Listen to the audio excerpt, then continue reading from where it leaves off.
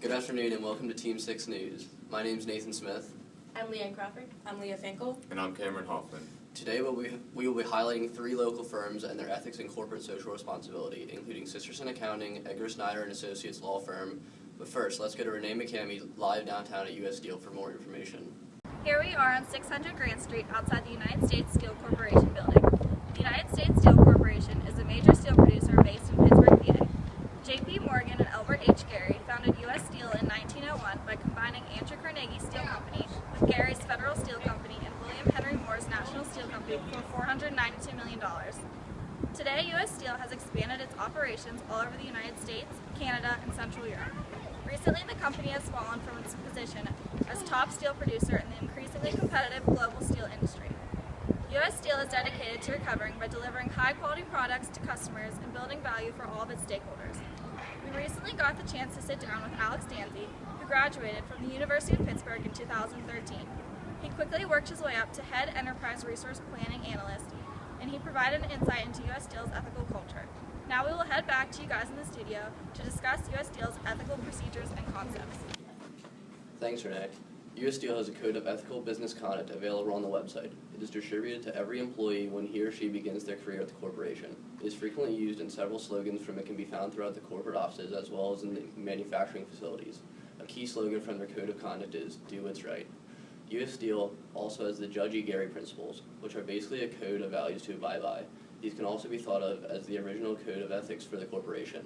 They were created by Judge Albert Gary, one of U.S. Steel's founders in the early 20th century. During this time, industry had no place for morality for its workers. U.S. Steel's pursuit of profit was much more important than working conditions for its labor force. Gary's principles helped to raise the standard for life for laborers in the steel industry.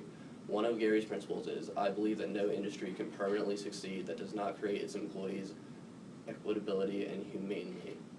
The Gary principles are also distributed in hard copy and electronic format to all employees when they begin their career at U.S. Steel. The Gary principles are communicated downward and upward because U.S. Steel requires employees to memorize them. Employees are encouraged to report any ethical questions or concerns to the ethics hotline. This is an anonymous hotline that any employee can call or email at any time.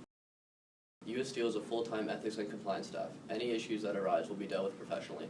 With that being said, the corporation takes ethics very seriously. Misconduct is not tolerated at any level of the corporation. Managers are familiar with the ethical expectations of working at U.S. Steel. There are a series of management training courses that employees are required to complete. In addition, there is a yearly ethics meeting to refresh all employees of the corporation's ethical policies, procedures, responsibilities, and expectations. News articles about ethical problems happening around the world are distributed via email to all U.S. Steel employees. U.S. Steel rewards good ethical behavior and performance with extra vacation days, bonuses, and small gifts such as gift cards or a free dinner. U.S. Steel's main role model is its founding father, Andrew Carnegie. His legacy can be seen today in U.S. Steel's Carnegie Way, a company-wide transformation project designed to return the company to profitability. Andrew Carnegie represents sound business practices and business excellence in everything that you do. The steel industry has global competition. In order to compete, you must strive for excellence in everything that you do. One of the most important rituals for the company involves safety. There are frequently safety meetings throughout the company at both manufacturing and corporate ops environments. These meetings might be monthly or even more frequently. Anyone rewarded would be employees who champion safety practices at the workplace. U.S. Steel is committed to being a valued partner to several charitable organizations. The corporation is one of the biggest sponsors of the United Way, Junior Achievement, and several other charitable organizations in the Pittsburgh area. They display philanthropic CSR by donating funds and their time to help people and families in need. In light of the recent controversies regarding steel pricing and foreign dumping, we recommend enforcing harsher penalties if the Code of Ethics is breached. Problems could have been avoided if the Code of Ethics was enforced from the commencement of employment. There was no clear system of punishment for employees or top management who break the ethical code. The reputation of U.S. Steel is a valuable business asset, and ethical and legal conduct at all levels of the business is essential for its continued success. Thanks, Nate. Let's go to Alex Franz reporting live on Grant Street for more information about Sisterson's accounting firm. Alex Franz here, reporting for Team 6 News. I'm currently in downtown Pittsburgh, standing inside the historic Grand Building, which houses numerous businesses, including the accounting firm Sisterson & Company. Sisterson has remained one of Pittsburgh's largest CPA firms for more than 88 years. They pride themselves on being locally owned and providing the city of Pittsburgh with their many services. The firm was founded by Douglas Sisterson, a University of Pittsburgh graduate, in 1926. My team member Leanne and I were given the opportunity to interview with Brad Lusk, a managing partner at Sisterson for over 24 years now. We interviewed Mr. Lusk regarding his firm's ethics and CSR policies. After conducting our interview, we found that Sisterson is implementing the guiding principles on their website, the most important of which is that they value and reward individuals with high ethical standards. We found Mr. Lusk and the other employees working at Sisterson to be very cooperative and welcoming, and we thank them for their time. Back to you in the studio. Thanks, Alex. Sisterson certified public accountants and consultants have managed to achieve a great reputation in the public's eye.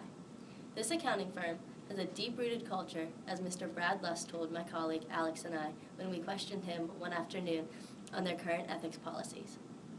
In regards to Sisterson's formal system, he informed us that a formal code does in fact exist and is distributed to all employees. They have a quality control manual that shows employees how to solve dilemmas and clear up any gray areas. Then they have a formal employee manual that recognizes how each employee is expected to personally and professionally conduct themselves. This formal code is checked annually through a performance management system. Mr. Lusk referred to it as an internal inspection. They are evaluating how compliant each employee is with both manuals in regards to their presentation and decision-making skills.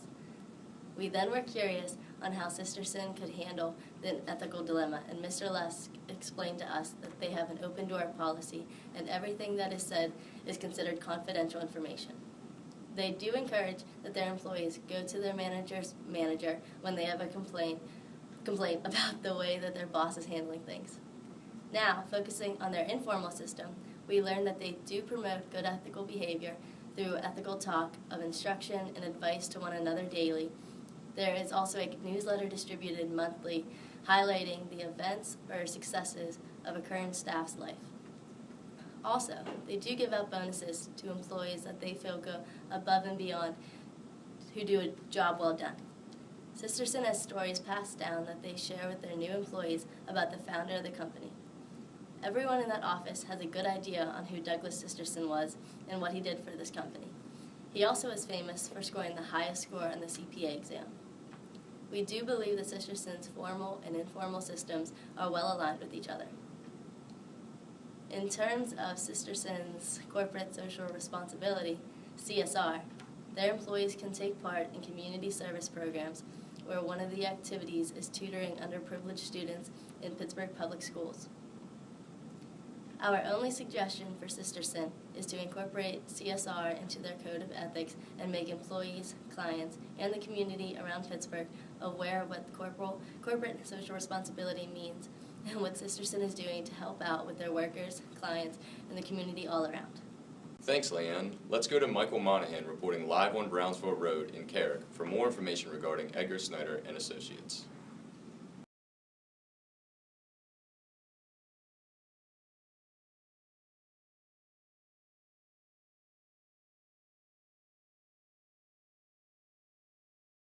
Thanks, Michael. Edgar Snyder prides themselves on their strong company culture, which is based off of satisfying their customers' needs, including going above and beyond the duties of a typical law firm. One example of this caring culture at Edgar Snyder, Mrs. Miller discussed with us, was providing clients in need with transportation via 3 part-time van drivers, who are specifically employed for this cause. Edgar Snyder and Associates truly care about the people more than just representing the case. This culture is ingrained in every employee at the firm through the formal and informal socialization, from the top leaders down to the newest employees. Edgar Snyder's formal and informal cultural systems are certainly aligned with each other. Executive leaders have a large impact on employees at the firm, including the founder, Edgar Snyder himself. He has been a role model for not only his company, but also the city of Pittsburgh for over 35 years. One story that speaks to his influence is when he was just beginning personal injury cases in the 1980s. He would drive a van to clients' homes to personally meet with them. Some say that van is still in use today. Another important aspect of Edgar Snyder and Associates is their strong commitment to corporate social responsibility. The firm describes itself as a law firm committed to our communities, and they do this through 3 ways: by helping to stop drunk driving, helping children, and through several partnerships in the community. To stop drunk driving, Edgar Snyder performs various activities for the community, including scholarship contests, public service announcements, sponsoring designated drunk drivers at the 2014 Pittsburgh Beer Fest, and even creating a DUI simulator to freely show to high school students across the region. To help children in the community, Edgar Snyder sponsors the Children's Hospital of Pittsburgh's website. They host a yearly coloring contest for children to win money for their school. They aid in the Make-A-Wish Foundation, donate to the Variety, the children's charity, and supports Blessings in a Backpack Foundation, which helps feed needy children across the country. The law firm has also partnered with several nonprofits in the area, from Animal Friends to Walk to Cure Diabetes and several other great causes. The firm allocates 4 days a year for each employee to go out in their community and volunteer. After learning about all the community-oriented initiatives taken at Edgar Snyder, it is clear that they truly do care about their clients and the neighborhoods that they live in. While many aspects of Edgar Snyder's ethics policy are strong, we do believe that the firm would benefit if ethics were integrated into the work environment more.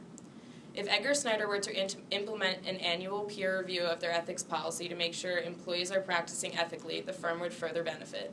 Secondly, although there is a handbook for employees to reference, we believe it would be well supplemented with some sort of ethics training program for new employees.